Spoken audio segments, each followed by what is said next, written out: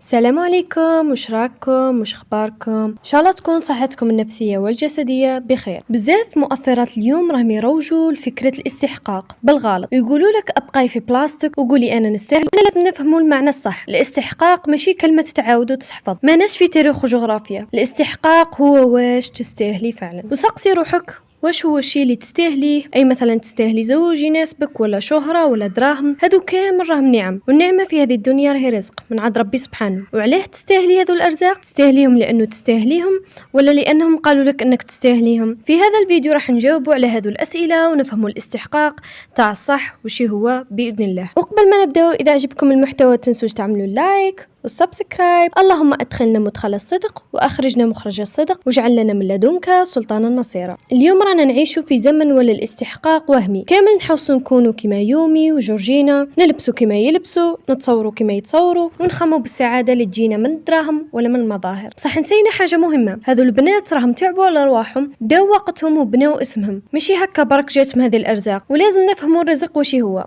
الرزق هو نوعين، كاين رزق مكتوب لك من نهار زدتي، هذاك ما يروح لكش، ونهار تموتي يحبس هذاك الرزق، يعني رزقك ما يخلصش حتى تموتي. وكاين الرزق الثاني هو الرزق تاع السعي، كان تسعي في الحلال يجيك رزق حلال، كان تسعي في الحرام يجيك رزق حرام. يعني كي تسعي يجيك رزق بغض النظر عن حلال والحرام. وهنا نطرح السؤال، وش هو النوع تاع الرزق اللي نقول عليه نستحقوه ولا نستاهلوه؟ الرزق المكتوب لك ما عندوش علاقه بالاستحقاق. مثلا نعطو مثال، ربي رزقك بجمال. كي ربي يرزقك بحاجه مش لانه خاطر تستاهلي ولا انتي لازم لك هذاك الرزق، لا، ما نعاملوش ربي كما العباد.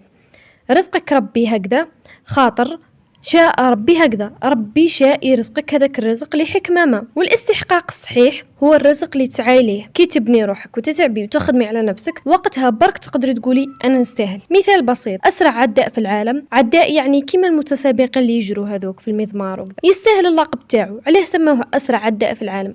خاطر تدرب وتعب وخدم على الكور تاعو ودار سبور والى اخره، وكي ربح ولا عنده قيمه ودا هذاك اللقب. واش معناتها يستاهل هذاك اللقب. صح لو كان قعد هكذا بلا جهد وبلا والو ويبقى يقول لروحه انا نستاهل، عمره ما راح يوصل لهذاك اللقب، عمره ما راح يوصل باش يلقبوه بأسرع عداء في العالم. ان شاء الله تكون وصلتكم الفكره. ونفس الشيء في الزواج، كي تحبي تكوني زوجة غني لازم تكوني مميزه، لخاطر الغني راه يشوف النساء كامل كيف يقدر يختار اي وحده، واحتمال اصلا ما يشوفش فيك. صح كي تكوني مميزه، يا بسمعتك يا بقرايتك يا بخدمتك، تخرجي من لازون تاع العادي، وقتها يخيرك من بينهم، خاطر عليه مميزه ما كيش كيفهم. وحتى كي يتزوج بيك يقدرك ويدلك قيمه، خاطر عارف بلي انتي انسانه تعب على روحك كما هو تعب على روحه. نعطو مثال واحد اخر، تحبي يكون لك زوج صالح، كوني صالحه، صلي، احفظ القران، كوني قدوه باش يخيرك كزوجه صالحه. خاطر كيما انت تقولي انا نحب زوج صالح، ثاني رجال يقولوا نحوسوا على زوجه صالحه.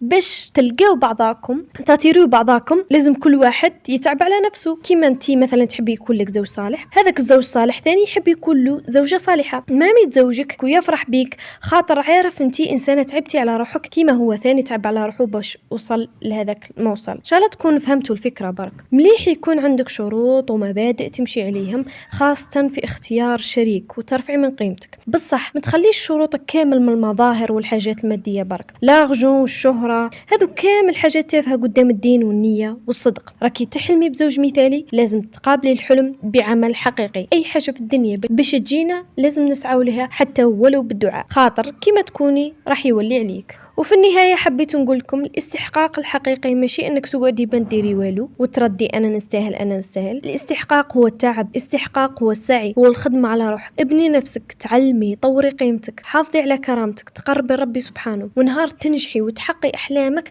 اللي كنتي حابتها تماك تقدري تقولي انا نستاهل. علاه تستاهلي؟ لخاطر تعبتي. وهذا كان الفيديو تاع اليوم، ان شاء الله تكونوا استفدتوا ولو بذره من الفائده. الى عجبكم كما العاده ما تنسوش تعملوا لايك وسبسكرايب. استودعتكم الله الذي لا تضيع ودائعه، ونشوفكم في الفيديو الجاي ان شاء الله.